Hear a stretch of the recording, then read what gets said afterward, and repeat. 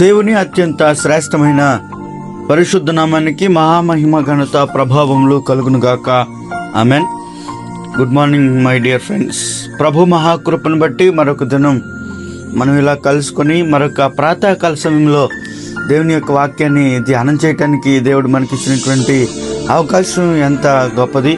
ప్రియమైనటువంటి దేవుని బిడ్డలారా, మరొకసారి దేవుడు మనకు చక్కని శ్రేష్టమైన అవకాశాన్ని అనుగ్రహించాడు. ఆయనను స్తుతించడానికి ఈ ఉదయకాల సమయంలో ఆయన వాక్యాన్ని ధ్యానం చేయటానికి, ఆయన వాక్యం చేత మనం తాకబట్టడానికి, ఆయన వాక్యం చేత మనల్ని మనం బలపరుచుకోవటానికి, ధైర్యపరచుకోవటానికి, ధైర్యం కోల్పోయినటువంటి వేళల్లో దేవుడు మనకిచ్చినటువంటి అవకాశం ఎంత గొప్పది. ప్రతిదినం వస్తున్నటువంటి కార్యక్రమాల ద్వారా మీరు దీవించబడుతూ ఆశీర్వదించబడుతూ మీ కుటుంబాలను కట్టుకుంటూ మీకు మీరు ప్రోద్బలం నొందుతూ దేవుని మహాకృపలో మీరంతా కూడా వర్ధిల్లుతున్నారని నమ్ముతూ ఉన్నాం. అయితే ఈ దినం కూడా ఈ ఉదయకాల సమయంలో దేవుడు మనకిస్తున్నటువంటి లేఖన భాగాన్ని ధ్యానం చేద్దాం రండి. కీర్తన గ్రంథం 9వ అధ్యాయం 10వ వచనాన్ని మనం చదువుదాం. భక్తుడైనటువంటి దావీదు రాసినటువంటి కీర్తన 9వ అధ్యాయం 10వ వచనాన్ని చదువుదాం. నిన్ను ఆశ్రయించు వాడిని నీవు విడిచిపెట్టువాడు కాదు, వారు నిన్ను నమ్ముకొందురు. దేవుడు ఈ పరిశుద్ధ లేఖన భాగాలను మనందరి వినికిడిలో దీవెనకరంగా, ఆశీర్వాదకరంగా, ఫలభరితముగా మార్చి పరిశుద్ధాత్మ దేవుడు ఈ దినం కొరకై మనందరితో మాట్లాడి మనల్ని సిద్ధపరచునుగాక. ఆమెన్. క్రీస్తునందు ప్రియ తోటి సహోదరి సహోదరులరా, ఇక్కడ దేవుడు ఎంత చక్కని లేఖనాన్ని మనకు అనుగ్రహిస్తున్నాడో మనం ఇక్కడ చూస్తూ ఉండవచ్చు. ఈ ఉదయకాల సమయం మీరు ఎక్కడున్నారో నాకు తెలియదు, కానీ చక్కగా కొద్ది నిమిషాలు దేవుని యొక్క వాక్యాన్ని విని మీరు బలపరచబడాలని ప్రభు పేరట మీకు మనవి చేస్తూ ఉన్నాను. ప్రియమైనటువంటి దేవుని బిడ్డలారా, కీర్తనకారుడు యెహోవా నిన్ను ఆశ్రయించు వారిని నీవు విడిచిపెట్టువాడో కాదు. నిజంగా ఈ లోకంలో మనుషులు నిన్ను విడిచిపెట్టచ్చు. ఈ లోకంలో నువ్వు నా అనుకున్న వారు నిన్ను కాదని పోవచ్చు. కానీ దేవుడిని నువ్వు ఎప్పుడైతే ఆనుకొని అంటుపెట్టుకొని ఉంటావో ఆయన చేస్తున్నటువంటి వాగ్దానం ఏంటి అని అంటే ఆయన నిన్ను విడిచిపెట్టేటువంటి వాడు కాదు.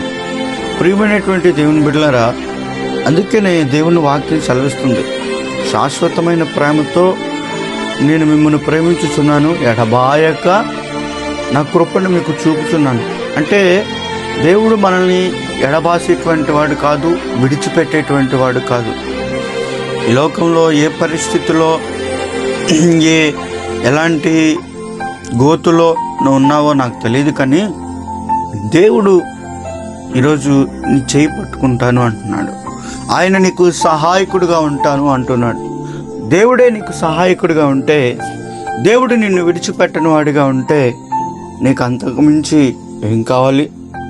నా ప్రియమైనటువంటి దేవుని బిడ్డలారా, ఈరోజు ఎలాంటి పరిస్థితుల్లో నువ్వు ఉన్నావు? నీ ముందు ఎలాంటి పరిస్థితి ఉంది? ఇక నా జీవితం ఇంతేలే, నేను విడిచిపెట్టబడ్డాను, తల్లిదండ్రులు నన్ను సరిగ్గా పట్టించుకోరు, కుటుంబం నన్ను సరిగ్గా పట్టించుకోదు, ఎందుకు నా బ్రతుకు అని అనుకుంటున్నావేమో. నాకు ఎవ్వరు లేరులే, నేను ఒంటరి వాడను, ఒంటరిదానను అనేటువంటి నువ్వు ఒక సందిగ్ధంలో ఉండిపోయి నీకు నువ్వుగా ఏం చేయాలో అర్థం కాక నిన్ను మరణం వెంటాడుతున్నటువంటి పరిస్థితుల్లో ఉంటే దేవాతి దేవుడు ఎంత చక్కని వాగ్దానం చేస్తున్నాడో ఈ ఉదయకాల సమయాన. ఆయన నిన్ను విడిచిపెట్టు దేవుడు కాదు. అయితే ఆయన నిన్ను విడువడు, ఎడబాయడు, నిన్ను మర్చిపోడు. ఒకవేళ నువ్వు అనుకున్నటువంటి వాళ్ళు నిన్ను మర్చిపోవచ్చు. ఈరోజు నీకు కొంత డబ్బు ఉంటే, ధనం ఉంటే, ఆస్తి ఉంటే, ఐశ్వర్యం ఉంటే వాళ్ళు నిన్ను ఏం చేస్తారంటే ప్రేమించి ఈరోజు నిన్ను దగ్గరకు చేర్చుకునే హక్కును చేర్చుకుని ఆదరిస్తారు. కానీ నీ డబ్బు, నీకున్నటువంటి వయసు అంతా అయిపోయిన తర్వాత ఇంకేముందులే అని నిన్ను వదిలేస్తారు.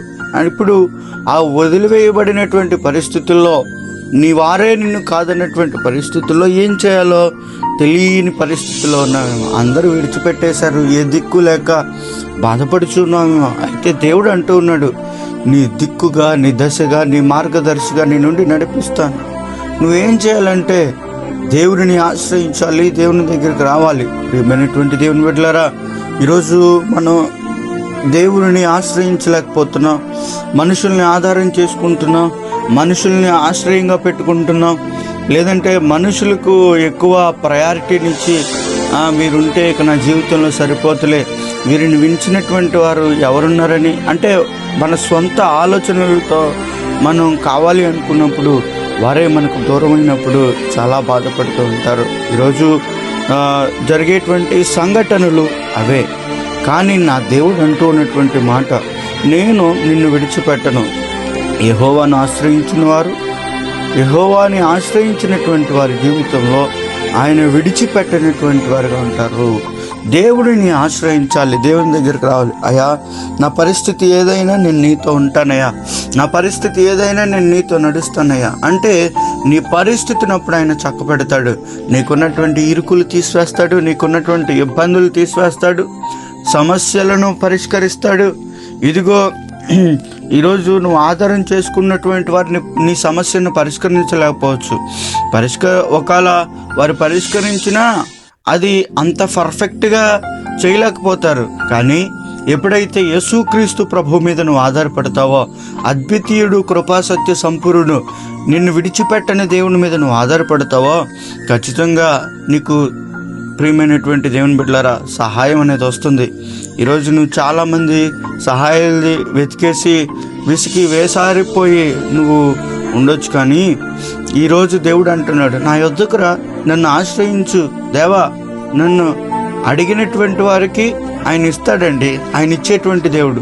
మనం ఆయన అడగాలి, ఆయనను ఆశ్రయించాలి. ఎప్పుడైతే ఆయన్ని ఆశ్రయిస్తామో ఆయన మనల్ని విడిచిపెట్టడు. మనం దేవుడిని కలిగి ఉంటాం. అట్టి దీవెనలతో దేవుడు మనల్ని నింపుతాడు. కాబట్టి విడిచిపెట్టని దేవుడికి మన చేతులను అప్పగించుకుందాం. విడిచిపెట్టనటువంటి దేవుని చేతుల్లో మన జీవితాలను పెడదాం. అట్టి కృపా భాగ్యం దేవుడు మనందరికీ దయచేయను గాక. ఆమెన్. చిన్న ప్రార్థన. పరిశుద్ధుడు, నీకు వందనాలు. విత్తబడిన లేఖనం మా హృదయాల్లో నీరు కట్టి ఫలింపు చేయండి. ఈ దినమంతా నీ తోడుపాటు, నీ సన్నిధి, నీ కృప, నీ భద్రత మాతో ఉంచండి. అయ్యా, చేయబోతున్న పనులు, రాకపోకలు, ప్రయాణాలు, మా ముందున్నటువంటి ప్రతి విషయంలో కూడా ఈ దినం నీ సహాయం దయచేస్తురండి. విడవనటువంటి దేవుడుగా, ఆశ్రయమైనటువంటి దేవుడుగా మమ్ము నడిపించమని నైనా ఈ వాక్యమును విన్న నీ ప్రియబిడ్డలందరినీ నిండు మనసుతో దీవిస్తూ ఉన్నాం. నీ సహాయం దయచేయమని యేసు పరిశుద్ధ నామమున ప్రార్థిస్తున్నాం తండ్రి. Amen, amen, amen. May God bless you all. May God bless our India.